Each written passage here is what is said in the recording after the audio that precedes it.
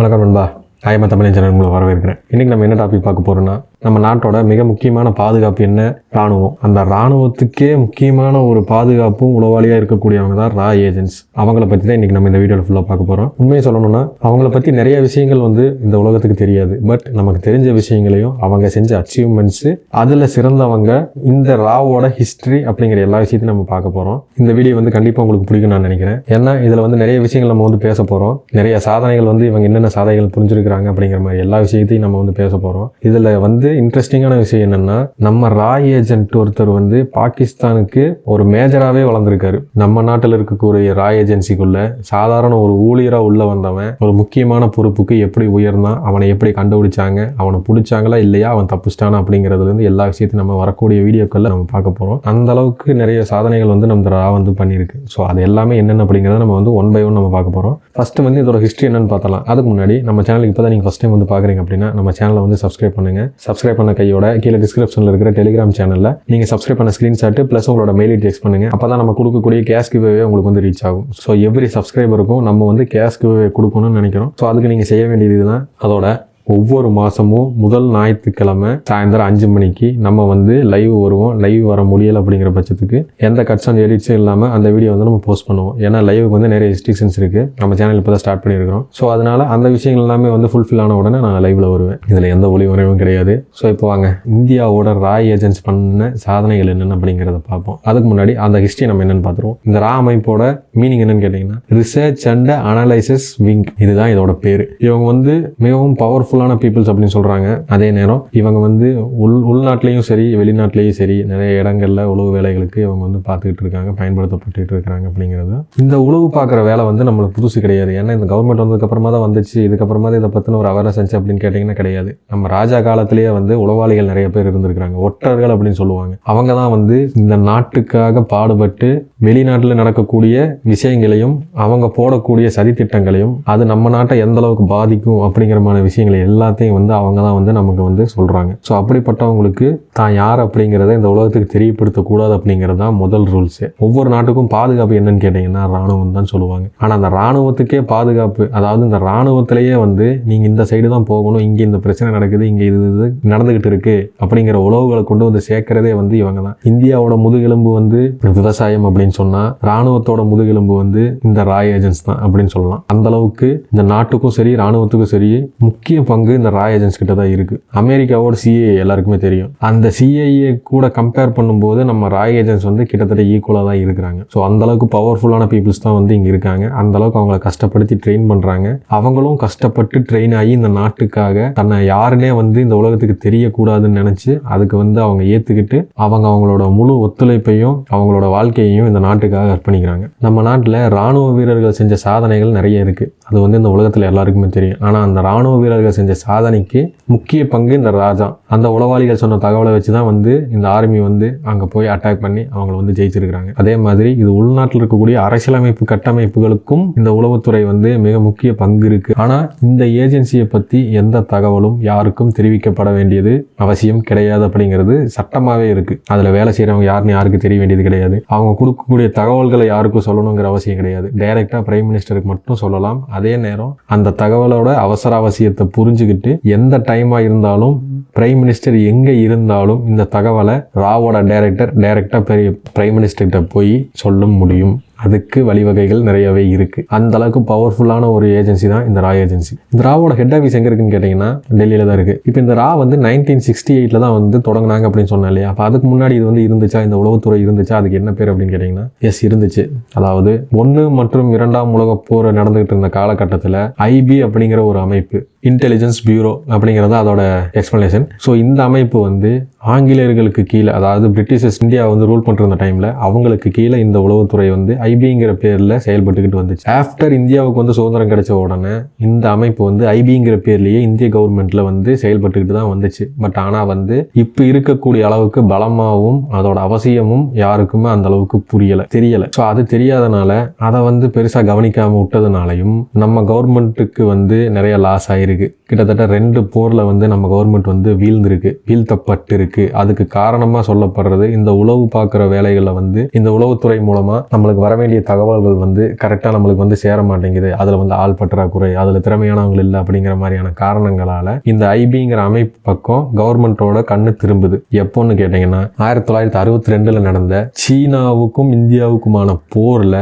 India வந்து கிட்டத்தட்ட தோல்வியை தழுவிருச்சு. அதுக்கு காரணம் உளவுத்துறை வந்து சீனாவில் நடக்கக்கூடிய தகவல்களை வந்து சரியா வந்து நம்மளுக்கு சொல்லலை அப்படிங்கிறது தான் பெரிய கம்ப்ளைண்டாக இருக்கு. இதை வந்து முழுசா புரிஞ்சுக்கிட்டவர் யாருன்னா அப்போதைய பிரதமர் ஜவஹர்லால் நேரு. அவர் இந்த விஷயத்தை தெரிஞ்சுக்கிட்டு இந்த உளவுத்துறையோட அவசியத்தை புரிஞ்சுக்கிட்டு இதை வந்து நம்ம இன்னும் வந்து கொஞ்சம் பெருசா வந்து எஸ்டாப்ளிஷ் பண்ணணும், நிறைய ஆட்களை சேர்த்தணும், இதுக்கான தொகைகள் அதாவது ஃபண்டு நிறைய வந்து நம்ம அலாட் பண்ணணும், அதே நேரம் திறமையானவங்களை இதுல பணியமர்த்தி நம்ம நாட்டை வந்து பாதுகாக்கணும் அப்படிங்கிற அந்த விஷயத்துல வந்து அவர் வந்து ஒரு முடிவு எடுக்கிறாரு. அதுக்கப்புறம் லேட்டரா 1965 பாகிஸ்தான் கூடயும் நம்ம வந்து ஒரு போர் சந்திச்சோம். அந்த போர்லயும் இந்தியா வீழ்த்தப்பட்டது. அந்த நேரத்துல நம்ம நாட்டோட பிரதமராக இருந்தவங்க இந்திரா காந்தி அவங்க வந்து இந்த ராய் ஏஜென்ட்டை நம்ம உருவாக்கி ஆகணும் அப்படிங்கிற முடிவு எடுத்து 1968 ஐபிங்கிற அமைப்புல ரா அப்படிங்கிற ஏஜென்சி தொடங்கப்படுது. வெளிநாட்டு உளவுத்துறைக்காக மட்டுமே சிறப்பா இந்த ரா வந்து உருவாக்கப்பட்டிருக்கு. இன்னும் எக்ஸாக்டா சொல்லணும்னா 1968 செப்டம்பர் தான் வந்து ராய் ஏஜென்சி தொடங்கப்பட்டுச்சு இந்தியாவில். அது தொடங்கின உடனே அந்த அமைப்புக்கு ஃபர்ஸ்ட் டைரக்டர் யாருன்னு கேட்டீங்கன்னா சஞ்சீவ் பிள்ளை அப்படிங்கிறவரோட தலைமையில இந்த அமைப்பு வந்து முதல்ல நிறுவப்பட்டுச்சு. 1968 இந்த ராய் ஏஜென்ட் வந்து இவங்க தொடங்கினப்போ அதுல இருக்கக்கூடிய ஆட்களோட நம்பர்ஸ் எண்ணிக்கை எவ்வளோன்னு கேட்டீங்கன்னா வெறும் 250. அதுக்கு ஒதுக்கப்பட்ட பட்ஜெட் வெறும் 2 கோடி. எப்போ 1968 வெறும் 250 பேரை வச்சு தொடங்கப்பட்ட இந்த ராய் ஏஜென்சி இப்போ அதோட எக்ஸாக்ட் நம்பர் யாருக்குமே தெரியாது. நான் முன்னாடியே சொன்ன மாதிரி அதுல வேலை செய்யறவங்களை பத்தி யாருக்குமே எக்ஸ்பிளைன் பண்ண வேண்டியது கிடையாது. இன்ஃபேக்ட் பாராளுமன்றத்திலே இதை பத்தி டிஸ்கஸ் பண்ண வேண்டிய அவசியம் கிடையாது. அதுதான் ராய் ஏஜென்சியோட சட்டம். அதே நேரம் இப்ப ராய் ஏஜென்சி வந்து ஒரு சாம்ராஜ்யமாவே இந்தியாவை வந்து பாதுகாத்துட்டு வர்றாங்க. ஒரு மிகப்பெரிய பலமா பேக் போனா நிக்கிறாங்க. 1968 இது நடக்கலைன்னா இப்ப இந்தியா இருந்திருக்குமாங்கிறதே ஒரு கேள்விதான். ஏன்னா அப்ப இருந்த போர்க்கட்டங்கள் அந்த அளவுக்கு இருந்துச்சு. இன்ஃபேக்ட் பாகிஸ்தானுக்கு நம்மளுக்கு நடந்த போர்லையும் சீனாக்கும் நம்மளுக்கு நடந்த போர்லையும் நம்ம தோல்வியை சந்திச்சிருந்தாலும் அதுக்கப்புறம் வந்த போர்கள்லையும் ஏன் அணுகுண்டு சோதனைகள்லயுமே வந்து ராய் ஏஜென்சிக்கு நிறைய பங்கு இருக்குன்னா பாத்துக்கோங்களேன். அந்த அளவுக்கு ராய் ஏஜென்சி வந்து ரொம்ப முக்கியமான ஒரு பொறுப்பையும் ஒரு முக்கியமான பலமாவும் இந்தியாவுக்கு இருக்காங்க. இப்ப இந்த ரால வந்து இத்தனை பேர் வேலை செய்யறாங்க அப்படின்னு சொன்ன இல்லையா,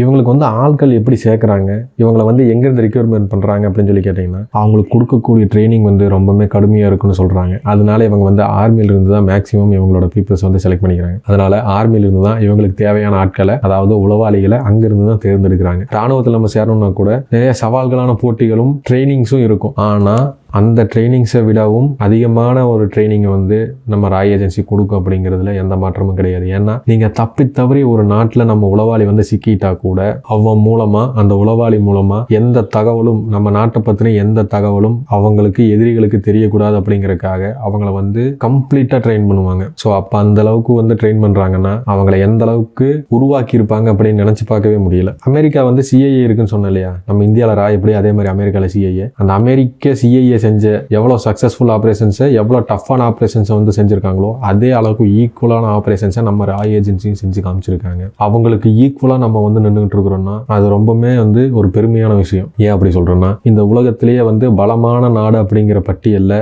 அமெரிக்கா வந்து ஒரு முக்கியமான இடத்துல இருக்கு. ஆனால் அவங்களுக்கே டஃப் கொடுக்க முடியும் அப்படிங்கிறத காமிச்சிருக்கிறது நம்ம இந்தியா. உங்ககிட்ட மட்டும் பெஸ்ட் ஏஜென்சி கிடையாது, எங்ககிட்ட அதை விட பெஸ்ட்டான ஏஜென்சியும் பெஸ்ட்டான ஆர்மியும் இருக்கு அப்படிங்கிறத நம்ம வந்து ப்ரூவ் பண்ணி காமிச்சிருக்கோம். ஸோ இந்த அளவுக்கு வெல் ட்ரெயின்டு பீப்புள்ஸ் வந்து மக்களோட மக்களாக கலந்து உள்நாட்டிலையும் வெளிநாட்டிலையும் நம்ம நாட்டுக்காக நிறைய தகவல்கள் சேகரித்து அதை வந்து நம்ம நாட்டுக்கு கொடுத்துக்கிட்டு இருக்காங்க. அந்த வெளிநாட்டிலிருந்து வரக்கூடிய தகவல்கள் நம்ம நாட்டோட ராய் ஏஜென்சியோட ஹெட் அதாவது டெல்லிக்கு வந்து அவங்க தகவல்களை பரிமாறின உடனே அந்த தகவல்களை பிரைம் மினிஸ்டருக்கு டைரக்டா கொண்டு போய் வித்தின் செகண்ட்ல அவங்களால கொண்டு சேர்க்க முடியும். அவங்களுக்கு அந்த பவர்ஸ் இருக்கு. அதோட அவங்க யூஸ் பண்ணக்கூடிய டெக்னாலஜிஸ் வந்து ரொம்பவே அட்வான்ஸா இருக்கும். இந்திய ரா ஏஜென்சி செஞ்ச சக்சஸ் வந்து எண்ணில் அடங்காதவை. அது வந்து இந்த வெளி உலகத்துக்கு தெரியாமலே இருக்கு. ஸோ இந்த அளவுக்கு பேர் கொண்ட ரா ஏஜென்சி வந்து நிறைய இடத்துல வந்து சரிஞ்சிருக்கு. இந்த ரா உருவாகிறதுக்கு முன்னாடி வந்து நிறைய தோல்விகளை சந்திச்சிருந்தாலும் ரா உருவானதுக்கு அப்புறமும் நிறைய தோல்விகளும் நிறைய பிரச்சனைகளும் அவங்க நிறைய குற்றச்சாட்டுகளை அவங்க மேல வச்சு அவங்கள வந்து அக்யூஸ் பண்ணியிருக்கிறாங்க.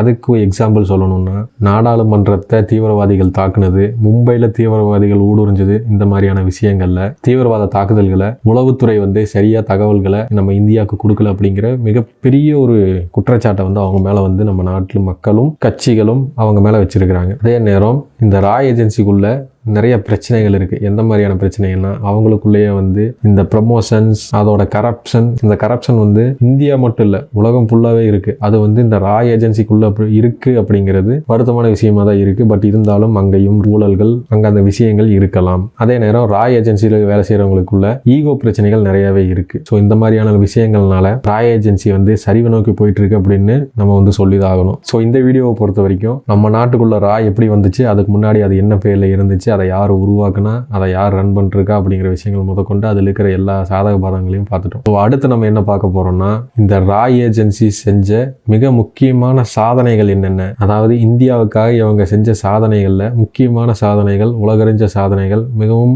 எல்லாராலையும் பாராட்டப்பட்ட சாதனைகள் என்னென்ன அப்படிங்கிற விஷயங்களை பார்க்க போகிறோம். அதோட நம்ம நாட்டோட ராய் ஏஜென்ட்ஸ், நான் முன்னாடியே சொன்ன மாதிரி நம்ம நாட்டோட ஒரு ராய் ஏஜென்ட் பாகிஸ்தானுக்குள்ளே போய் அங்கே இருக்கிற ஆர்மியில் ஜாயின் பண்ணி அந்த ஆர்மியில் மேஜராக வந்து பதவி உயர்வு பெற்று அங்கே வந்து அவர் எப்படி சர்வே பண்ணார், அவர் எப்படி வந்து நம்ம நாட்டிலேருந்து அந்த நாட்டுக்குள்ளே போனார், அவர் அங்கே போய் மேஜர் ஆனதுக்கு அப்புறமா எப்படி வந்து சிக்கினார், அதுக்கப்புறம் என்ன நடந்துச்சு அப்படிங்கிற விஷயங்களையும் நம்ம வந்து அடுத்தடுத்த வீடியோஸில் நம்ம வந்து பார்க்க போகிறோம். இதை விட இன்னொரு முக்கியமான விஷயம், இந்த நம்மளோட இவ்வளோ ஸ்ட்ராங்கான இந்த ராய் ஏஜென்சிக்குள்ள வெளிநாட்டு உளவாளி ஒருத்தன் ஊடுருவி எப்படி நம்ம நாட்டில் இருந்த உளவாளி வந்து இன்னொரு நாட்டில் மேஜராக வளர்ந்தாரோ அதே மாதிரி நம்ம நாட்டில் இருக்கக்கூடிய ராய் ஏஜென்சிக்குள்ள சாதாரண ஒரு ஊழியராக உள்ள வந்தவன் ஒரு முக்கியமான பொறுப்புக்கு எப்படி உயர்ந்தான், அவனை எப்படி கண்டுபிடிச்சாங்க, அவனை பிடிச்சாங்களா இல்லையா, அவன் தப்பிச்சிட்டானா அப்படிங்கிறதுலேருந்து எல்லா விஷயத்தையும் நம்ம வரக்கூடிய வீடியோக்களில் வரும் காலங்களில் நம்ம பார்க்க போகிறோம். So stay connected. இந்த மாதிரி விஷயங்களை வந்து நம்ம தெரிஞ்சுக்கணும், கட்டாயம் நம்ம வந்து தெரிஞ்சுக்கணும். அப்படிங்கிறக்காக தான் இந்த விஷயங்களை வந்து நான் உங்கள்கிட்ட எக்ஸ்பிளைன் பண்ணிட்டு இருக்கிறேன். இந்த வீடியோ உங்களுக்கு பிடிச்சிருந்துச்சுன்னா லைக் பண்ணுங்கள், சப்ஸ்கிரைப் பண்ணுங்கள், உங்கள் ஃப்ரெண்ட்ஸ் அண்ட் ஃபேமிலிக்கு ஷேர் பண்ணுங்கள்.